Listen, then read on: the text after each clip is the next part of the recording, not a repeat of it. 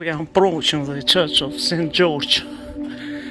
St. George is very much popular saint here in this corner of Italy.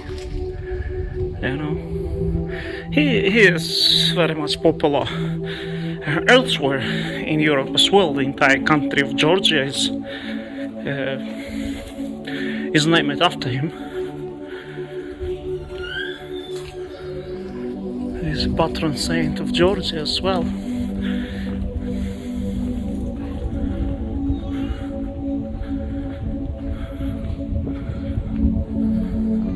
The main church of Lviv or Lemberg in western Ukraine, the main Greek Catholic church, is dedicated to St. George as well. You know, the flag of England and also the symbol of England is St. George, his patron saint of England as well. So we are entering the church.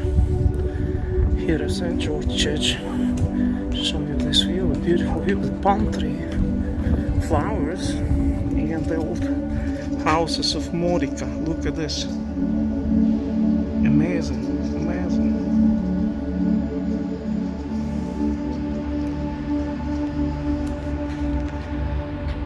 It's a spectacular city, Modica. But let's go inside of the church.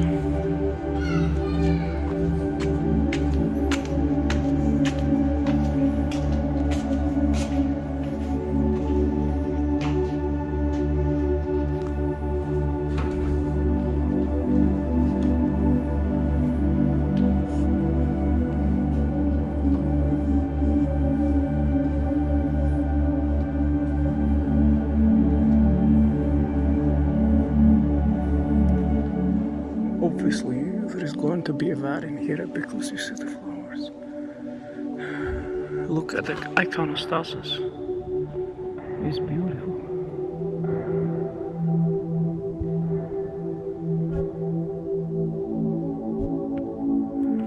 In Catholic Church, altar is open to the public. I mean, you can see through the altar. People, but of course laymen can't enter it. But in the Orthodox churches it is closer to the public, like in the ancient temples.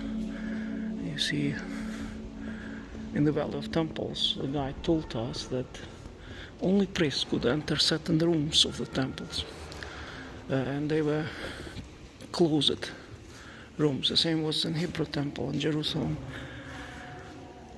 But in Catholic Church it's open. But first churches of Christians had open altars. And it was in Byzantium when St.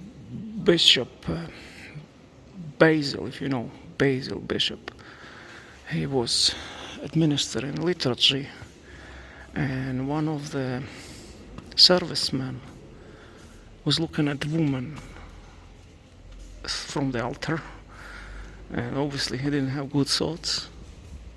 And St. Basil, he was a saint, he could see through people and all the hidden things. He noticed that the Holy Spirit didn't come down upon the chalice, upon the gifts, and he tried to figure out what was the reason behind that. And he immediately understood that it was this young man who was in the altar who was staring at the woman in the congregation. So after this incident, they enclosed the altar. I mean, they closed it to the public. And ever since, Orthodox churches have doors or wall that separates the public and the clergy. Well, they do get open at the doors in between during the liturgy, but most of the time it's closed to prevent such things from happening again. There's a story behind this. So if I would be on an island where there would be no other church, only Catholic church or Protestant churches, of course I would go to the Catholic church. But when I have an option, It's only Orthodox. There's no doubt for me. It's only Orthodox. And if you're a Protestant, if you join Orthodox Church, you will see the difference immediately after the first liturgies. If you take Holy Communion, you will see the difference. I can tell you, I can guarantee you that immediate impact.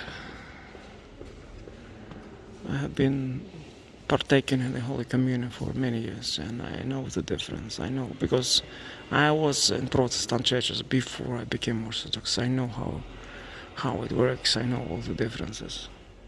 I was also in Catholic Church before I became Orthodox, so I know Catholic Church very well. And I'm very, very familiar with Jewish tradition as well. I was in synagogues, and rabbis kept calling me to follow how I'm doing and things like that. So I know all the religion very well. I know where the truth is here. Anyway, greetings from Modica, Sicily.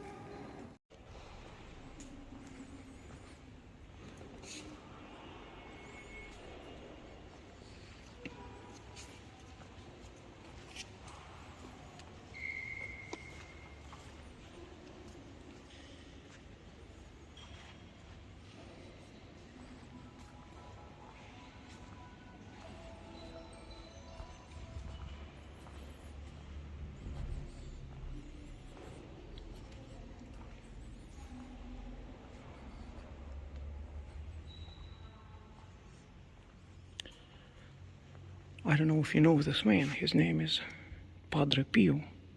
He was a miracle worker, very famous. And he had stigmata on his hand. I read some books about him. He was quite impressive person. He was fighting with the devil.